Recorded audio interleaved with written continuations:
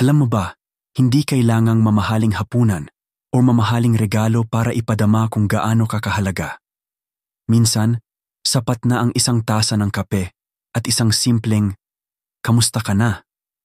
Kasi sa totoo lang, hindi naman presyo ang sukatan ng tunay na ligaya, kundi ang mga titig na hindi agad binabawi, ang mga ngiting hindi pilit, at ang mga usapang hindi nauubusan ng kwento. 50 pesos lang. Oo, pero sa loob ng tasa, may init na hindi lang galing sa kapeng inihain, kundi sa damdaming matagal ng gustong ipaalam.